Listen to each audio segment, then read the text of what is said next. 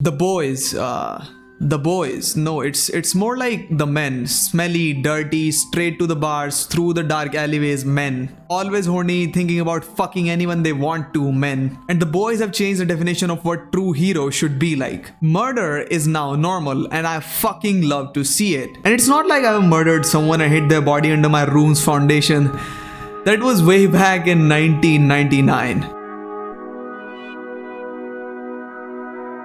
But yeah, boys bought this new concept of killing people by burning their body inside out with fucking lasers. But how did they make people love it? Step 1. Divide. The people that love the heroes for their fake self versus the people that hate the heroes for their real fucking self are extreme polar opposites. There is no in between. Like, yeah, one time Homelander called my mom a bitch, but it's okay. She is actually kind of a bitch to people. No. It's like, yeah, I fucking love Homelander because he protects our nation from terrorists, and the people that hate him are like, yeah, he killed my fucking family in front of me and ate their balls too. And this A-Train guy fucking blasted my girlfriend on the road one day. And this Homelander guy also raped my wife one day. The rift is fucking wide. And that is when step 2 comes in. Sympathy. Yeah, this Homelander killed hundreds of innocent people, but he was never loved, and he lost the only woman that he liked to suck the tits off because he had a gilf king, right? I mean, yeah, he raped a woman and he had a child from her. He may have loved a Nazi bitch that wanted to take over the world, but hey, she died too on his birthday, right? That's fucking sad. And they did this same smart, brutal sympathy shit with everyone. A-Train may have killed a girl, but he almost died for the Black Lives Matter cause. Black Noir may have did the most dirtiest and unethical crimes in the name of orders, but hey, he almost got beaten to death by Soldier Boy as a newbie, right? He had a sad past. And then you keep going down this rabbit hole, and even before you notice, you have created a soft spot for these grown-ass men that fuck each other and jerk off to old ladies because no one can fucking stop them. Except for this asshole. There is nothing sad about mouth fucking a junior and an octopus and a dolphin and more. I don't even know anymore. But this is not enough, because as long as these soups walk around the city freely, the point of the entire boy squad is kind of stupid. I mean, they're jobless either way, but then comes the step 3. You're struggling to have everything you want while the world tries to make you choose. Well, in simple words, the boys are boys. They're normal people. No matter how buff you are, no matter how much you work out, no matter how much you can deadlift, you cannot stop 1,000 degrees Celsius hot laser from penetrating your body. You gotta fight soups with soups. And that's when they fuck things up even more. Because in the search for gold, they found a bag of rotting shit somewhere in Russia. Well, now you have a tumor on both your balls. What is the only option to survive? Well, simple.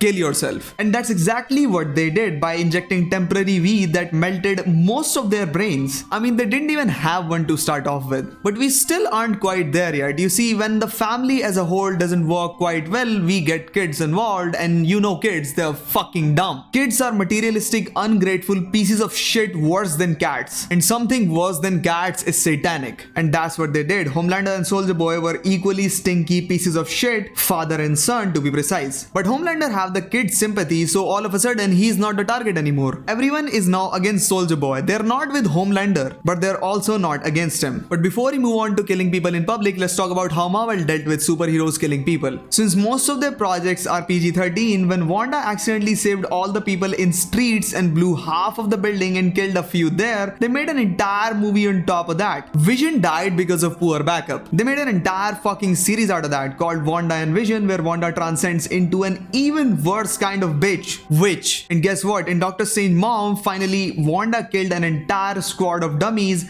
and the dumbest man alive on Earth. Almost killed an innocent woman, literally burned people alive, and finally, again, how did we not still end up hating her? Because of the dumb fucking kids. I told you, whenever you commit mass murder or any kind of punishable offense, just get the kids' sympathy on your side and boom. All of a sudden, those hundreds of people you broke the necks off, burned them alive, crushed them into pieces, and literally popped the heads off or even chopped in half. All those crimes are just fucking wiped off, slate clean. You're now a clean, honest human worthy of love. And that is the same philosophy on both the sides, whether it is Marvel or the boys universe. And now let's talk about the boys murder dilemma. Homelander didn't kill that person because of his love for the kid, but he only did it because this motherfucker have bigger balls than him and isn't scared of Homelander. But what dumb fucking people saw at that point was that stranger hit a super child with a damn bottle. And by the way, just for context, this child can't even be hurt by a nuclear fucking missile, and their fragile hearts and dumb brains melted and decided that murder is now normal. But if heroes can kill normal people in public and the law is below them, doesn't that give right to normal people to kill other people in the name of self-defense?